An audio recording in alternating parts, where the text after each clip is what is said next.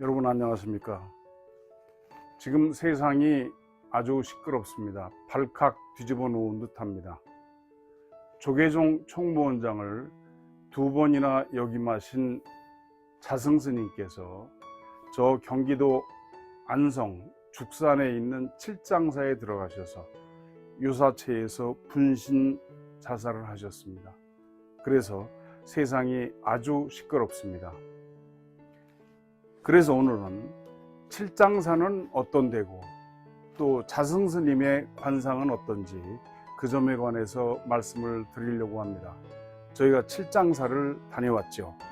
보시기 전에 구독, 좋아요 부탁드립니다. 자승스님은요 1954년 춘천에서 출생하신 분입니다.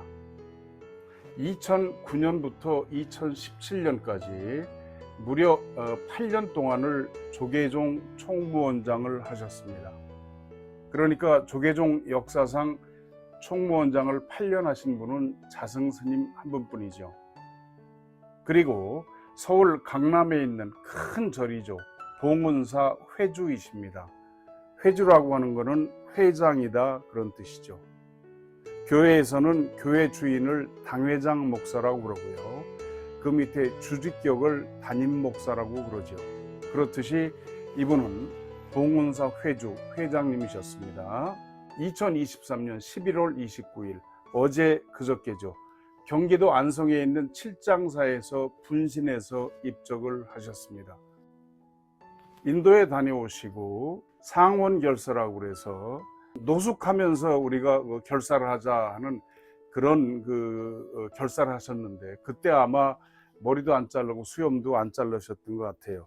그래서 일부에서는 조계종에 그 스님이 머리를 깎지 않았다고 뭐 고소도 하고 그런 사건도 있었죠. 여기가 안성에 있는 칠장사입니다.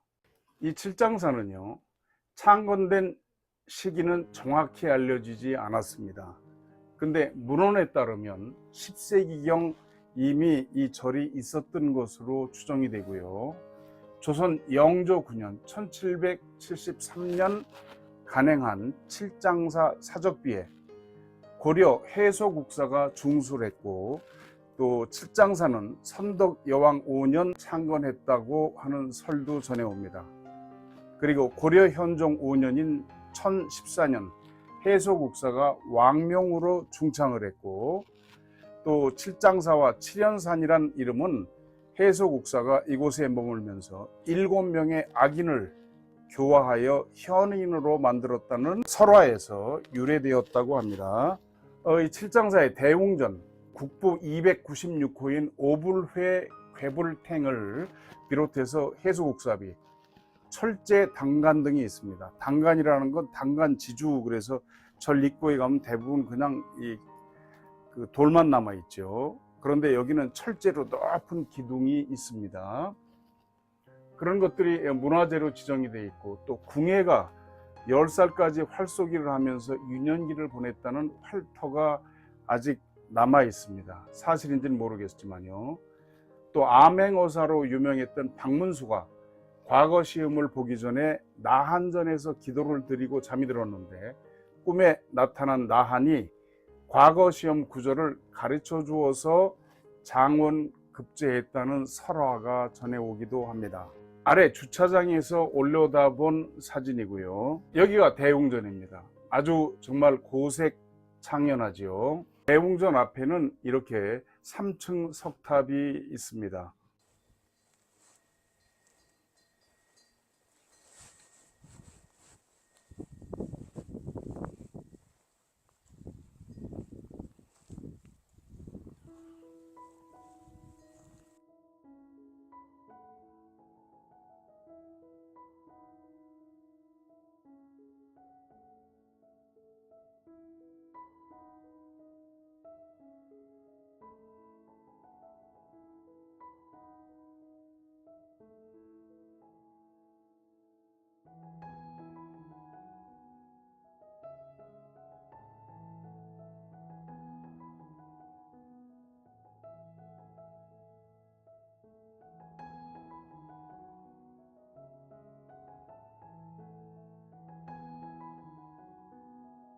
저희가 갔을 땐 아직도 경찰들이 와서 출입을 통제하고 있고 그랬습니다. 이 칠장사는요, 산의 형태가 이렇습니다. 이렇게 되어 있는데 여기가 칠장사고 여기가 요사체입니다. 여기는 산신각, 그리고 여기가 자승스님이 이번에 분신하신 그 건물이 되겠습니다. 여러분께서 보시기에 칠장사가 어느 지점에 있다고 생각이 되십니까? 그렇죠, 바로 여기입니다. 그런데 이 자리는요, 저 산에서부터 이렇게 혈이 내려오고 청룡이 앞으로 와서 안산을 이루고 백호가 또 그 밖을 감싸고 있고요. 외청룡이 또한 이렇게 와 있고 이 외백호가 와 있습니다. 그래서 자리가 이 정도면 꽤 괜찮은 자리죠. 그런데 실은 이 칠장사 자리보다 등 뒤죠. 등 뒤에 골프장으로 개발이 된 이쪽에 사실은 더 큰 자리가 하나가 있습니다. 제가 보니까 그렇습니다. 이 칠장사 조산인데 어떻습니까? 엄청나게 내려왔죠. 예, 그렇죠. 그래서 이렇게 감쌌는데 여기 하나 뭐가 보이는 게 있죠. 지난번에 익산 미륵사지를 올렸더니 어느 분이 봤더니 탑 중앙으로 뒤에 있는 산 봉우리가 중앙으로 오지 않고 비껴갔다, 그래서 자리가 아니다, 이렇게 주장을 하셨는데 그건 아주 잘못된 주장입니다. 왜냐하면 뒤에 있는 조산이 바로 중앙으로 오는 경우가 아주 없진 않지만 극히 드물죠. 그거보다는 거기서 쭉 낙맥이 내려와서 박환호로 해서 머리를 들이밀어서 입수처가 있고 그 밑에 자리가 만들어져야 됩니다. 그렇기 때문에 뒷산 중앙이, 산 봉우리가 중앙으로 오지 않아서 그 자리가 아니다, 틀렸다, 이거는 잘못된 주장입니다. 여기를 좀 봐주세요. 여기서, 그렇죠? 이렇게 뚝 낙맥이 떨어졌다가 여기 와서 또 하나 뭉친 걸 알 수가 있습니다. 이 뒤에 이렇게 동구스름하게 산이 내려와서 머리를 숙인 걸 알 수가 있습니다. 그렇기 때문에 굉장한 명당이죠.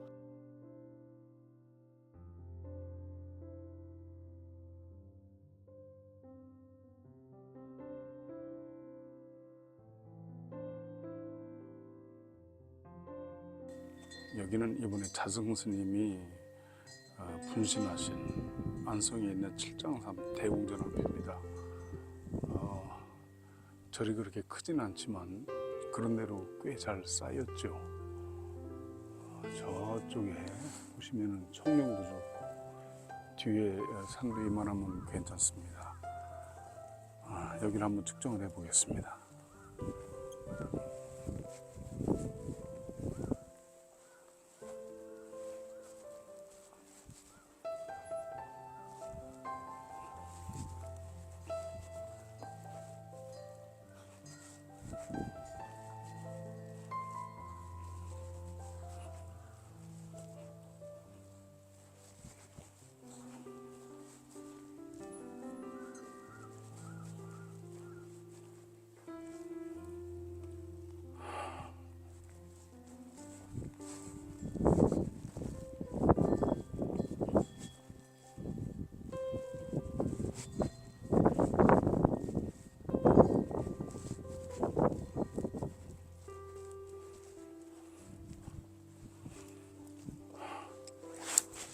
칠장사는 대찰지는 아닙니다. 큰 사찰이 들어서기에는 좀 어렵죠.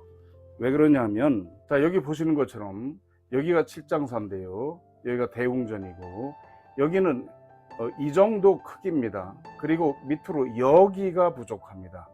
여기가 없어요. 그렇기 때문에 이 절은 아담하고 이쁘죠. 하지만 이 여기가 없기 때문에 대찰지는 아닙니다. 그러나 명찰지는 되는 땅입니다. 여러분, 대찰지가 있고 명찰지가 있습니다. 대찰지 같은 데는 여러분 잘 아시는 통도사라든지 불국사라든지 또는 전라북도에 있는 선운사 같은 그런 그 대찰지는 따로 있죠. 그런 데는 여기가 충분하게 있고 사방에 그 금성 또는 토성으로 둘러싸였거나 또는 향로안이 있어야 되는데 그런 건 없습니다. 그렇기 때문에 대찰지는 아니지만 명찰지는 되는 땅이죠. 그렇다면 자승스님은 어째서 그렇게 돌아가셨을까요? 자승스님의 관상은 어떨까요? 당나라 말 송나라 초기에 중국 화산 석실에 마이대사라는 분이 계셨습니다. 마이선사죠. 그 마이선사가 제자인 진단에게 구설해서 입으로 구전심서에서 진단이 그걸 써낸 책이, 세상에 펴낸 책이 마이상법입니다. 그리고 그걸 우리 한국에서 번역하고 줄을 달아서 낸 책이 바로 제가 낸 마이상법 정해. 그렇죠? 여기 있습니다. 이 책인데요. 여기 이런 게 있습니다. 금형인, 사람의 형을 5형으로 나눕니다. 금, 목, 수, 화, 토죠. 근데 저처럼 둥글둥글하고 누리끼리 거무튀튀한 사람은 토형인이고요. 자승스님처럼 그렇게 생긴 분들은 금형인입니다. 근데 금형인 이렇게 나와 있습니다. 금득금 강의심. 금형인으로서 금을 얻으면 강의가 심해요. 굉장히 결심이 굳세고 그 다음에 의협심도 강하고 그렇죠. 육견 우이지 유여, 살이 단단하면 여유가 있다고 하는 겁니다. 그리고 부위 요 중정, 이 부위가 중정해야 돼요. 코도 반듯, 양쪽 귀도, 관골도, 두 눈썹도, 눈도. 삼정 우대방, 삼정, 위까지가 상정, 코끝까지가 중정, 밑인데 모두 약간 모난 듯 생겨야 돼요. 완전 사각이 아니라 둥글지만 꽉 차야 된다 그 말입니다. 금형인 입교, 금형인이 그 격에 들으면, 격에 맞으면 자시유 명양, 스스로 그 아주 이름을 날리게 돼 있어요.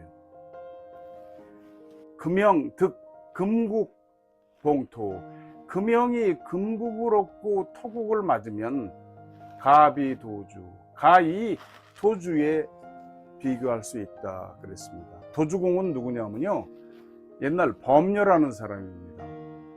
기원전 536년부터 448년까지 살았는데 초나라 사람입니다. 춘추 말기에 정치가 전략가, 재력가이고 또한 도가학자였습니다. 옛날 여러분 월나라 왕 구천하고 오왕 부차에 관한 설화를 잘 아시죠? 역사를 아시죠? 그런데 구천이 오왕 부차에게 패했을 때 구천을 따라서 오나라의 볼모로 잡혀갔죠. 그랬다가 나중에 풀어주는 바람에 구천과 함께 월나라로 돌아왔습니다. 그런데 그 월나라 왕 구천이 20여 년 뒤에 오나라를 완전 멸망시켰죠. 그래서 범녀는 그 후에 제나라로 가서 해변을 일구어서 농사를 지어 거부가 되었습니다. 그래서 제나라에서 그 사람을 재상으로 삼았는데 그 재상 자리를 내놓고 재물을 모두 나누어주고, 도, 산동성 정도현인데 바닷가입니다. 거기 가서 도주공이라 칭하고서 상업에 종사하면서 또한 거금을 모았던 인물로 실제 전해지는, 사서에 전해지는 그런 인물입니다. 그만큼 금형 사람이 몸도 금국을 얻고 토형을 약간 띠면 이 도주공처럼 명예와 부를 누린다 그 말씀이죠. 금형인 분이 세 분을 제가 아는 분이 있습니다. 노무현 대통령 역시 금형입니다. 그 다음에 자승스님보다 먼저 조계종 총무원장을 지내신 법장스님도 금형입니다. 자승스님도 금형이죠. 그렇죠? 모두 사방이 꽉 차고 약간 턱 있는 데가 각이진 그런 형태죠. 이런 분들은 강의심이 굉장히 강해요. 결단도 강하고 인내심도 강하고 그렇죠.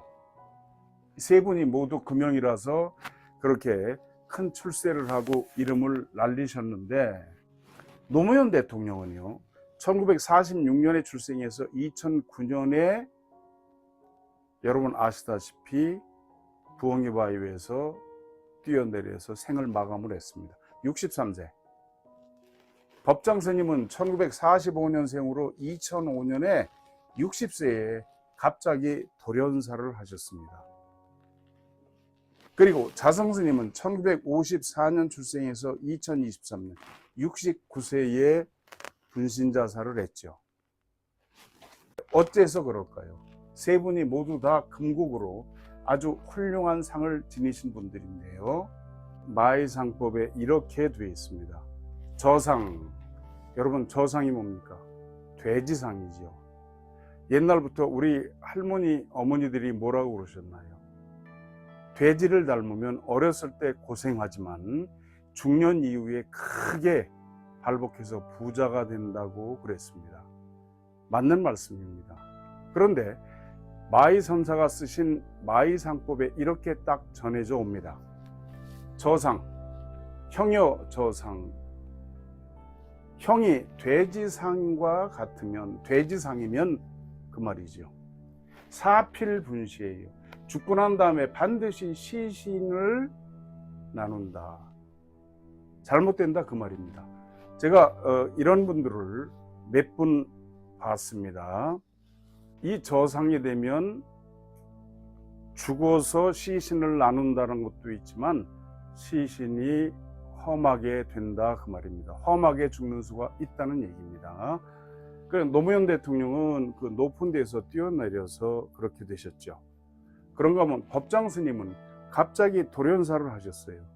그래서 답의식을 준비했는데 그 소지품을 점검하다 보니까 시신을 동국대 의대에 기증하겠다는 서류가 발견이 됐습니다. 서약서가. 그래서 바로 답의식을 하지 않고 시신을 관에 넣어서 동국대 의대 실험용으로 보냈던. 그러니까 어떻게 됩니까? 의대에 실험용으로 가면 그 의대생들이 찢고 분해하고 꼬매고 막 이렇게 하죠. 그죠? 그런가 하면 자성 스님은 스스로 불을 질러서 분신자살을 하셨습니다. 그 이유는 모두 바로 이겁니다. 형여 저상 사필분시. 형이 돼지상과 같으면 죽은 다음에 반드시 시신을 나눈다. 그러니까 이런 경우에는 저상이 되면은 죽을 때 험하게 죽거나 또는 죽고 난 다음에 시신을 나누게 된다 그 말이죠. 자성 스님 또한 저상이시기 때문에 그렇게 입적하신 것이 아닌가 하는 생각이 들고요. 참으로 안타까운 마음이 듭니다. 부디 왕생 극락하시길 빕니다.